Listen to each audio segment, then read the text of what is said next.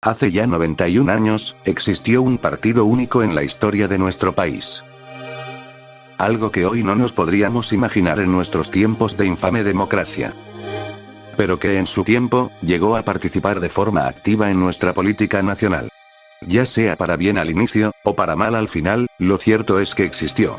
Y a continuación se los presento. El Movimiento Nacional Socialista de Chile.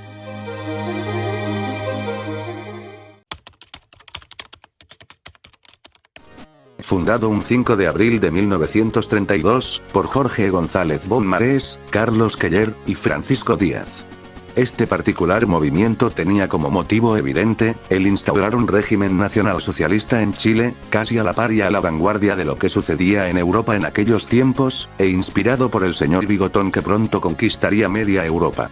Pero sin salirnos del tema central, ¿cuál era el rol de cada uno de los fundadores del nazismo en Chile? Averigüémoslo. Jorge González Bonmarés, el que fue el detonante de la caída y el principal responsable de la división interna. Bonmarés fue vocero del partido, y quizás el vocero más extraño del que puedas haber oído. Este señor a menudo coqueteaba con algunas ideas sindicales, manteniendo un fuerte rechazo a la derecha tradicional capitalista cuasi conservadora y liberal de aquellos entonces, y sería esta amalgama la que lo consolidó más o menos como un nazista de corriente, si es que se puede decir así, falangista.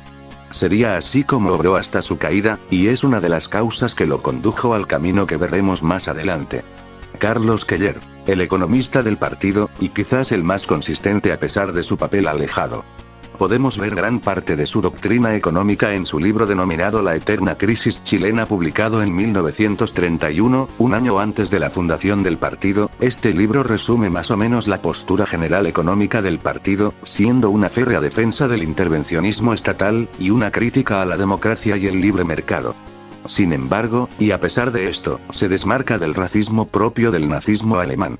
Cito el párrafo. En cuanto a la homogeneidad de la raza, el pueblo chileno representa una mezcla de diferentes razas indígenas con numerosas europeas y de estas últimas entre sí. No existe en Chile un grupo sanguíneo que predomine absolutamente. Además, la constitución racial de los pueblos es una cuestión de escaso interés, en comparación con otros problemas más importantes. Lo que les da su uniformidad a los pueblos modernos es la cultura que domina en ellos, entendiendo por cultura no algo fijo y estable, sino algo que se encuentra en constante movimiento y transformación. Muy cierto si me lo preguntas, esto le sirvió al partido para sobrevivir un tiempo considerable, y ganar algo de apoyo por parte del pueblo chileno. Francisco Díaz. Ciertamente, el Goebbels del partido, no sé si la descripción sea muy precisa, pero es parecido, pertenecía al Consejo Técnico de la institución en defensa de la raza y el aprovechamiento de las horas libres, la cual era una organización afiliada que buscaba la elevación física, moral, intelectual y social de Chile. Su experiencia más destacable era el hecho de que sirvió como voluntario para el ejército imperial alemán, por lo que de los tres fundadores, fue el más conciso, y el más apegado al nazismo base, aunque entraremos en detalle sobre eso luego. La historia del partido. El partido inició como un pequeño movimiento de acción, donde el susodicho Francisco Díaz había reunido a los también mencionados Carlos Keller y Jorge González. Inicialmente, se buscaba instaurar un partido nazi con todas las ideas apegadas a la base, que es justamente lo que pretendía Francisco Díaz. Sin embargo, se encontró con el rechazo de Keller y González, quienes consideraban que, y cito, un fascismo chileno debía atender a las particularidades e identidad locales. Con esta idea puesta, Keller y González se separaron de Díaz para fundar el movimiento resultante, el cual fue el famoso partido conocido como Movimiento Nacional Socialista. No tardaron en conseguir una importante fuente de apoyo de parte de la comunidad alemana en Chile, que se sintió representada por las ideas del partido que se semi-paralelizaban a lo visto en Alemania por aquellos años. Ya puestos con una idea, la cual se basaba en un fascismo con características chilenas que reunía ideales portalianos, y bañistas, y populistas, y así se lanzaron a la carrera en las elecciones de 1939, donde sorprendentemente conseguirían el 3% de los votos.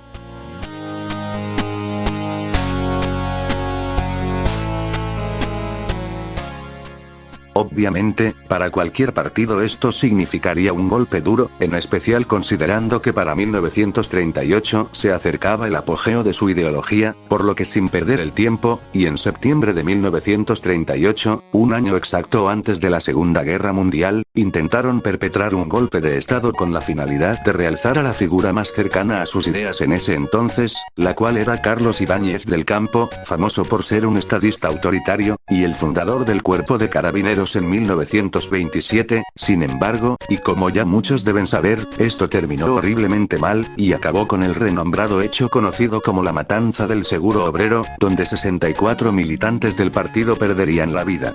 Tras este fatal suceso, se produjo un quiebre en el partido. Una carta de don Jorge González Bonmarés así lo indica. Perdóname todo lo que te he hecho sufrir. Reconozco que he sido demasiado cruel contigo, pero la pasión de mis ideales me ha cegado.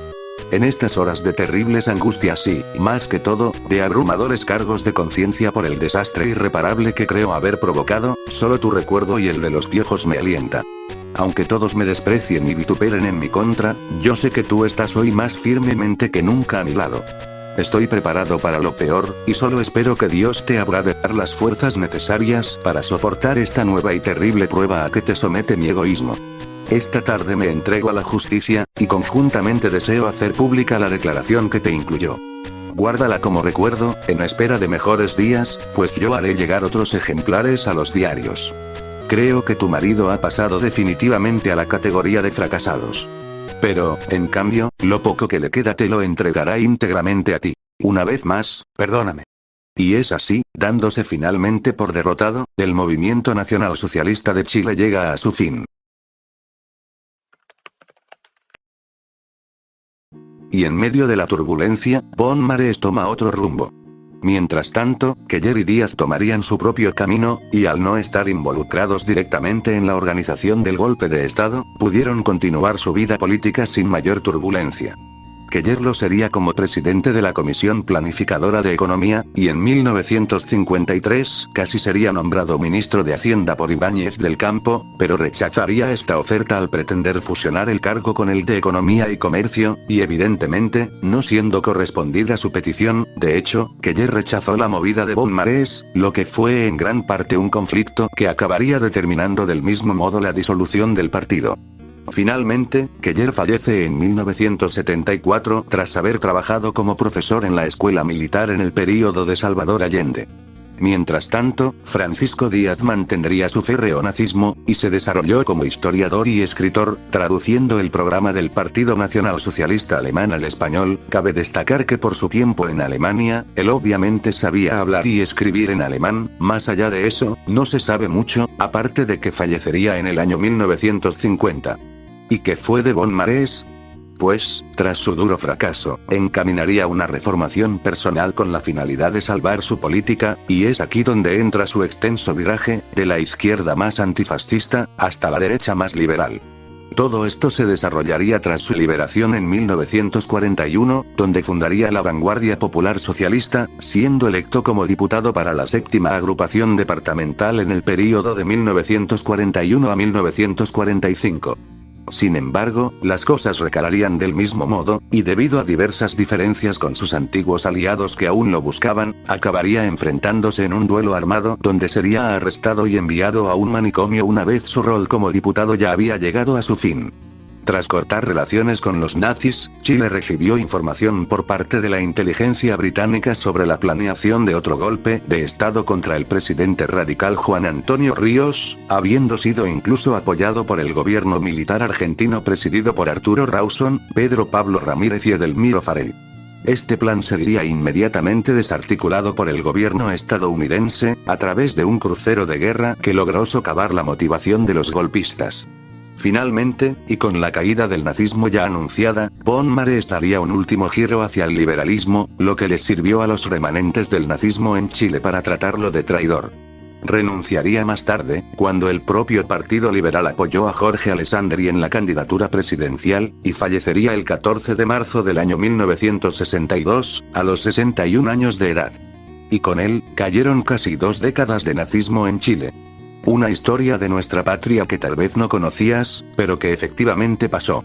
Feliz Día de la Independencia, y viva Chile.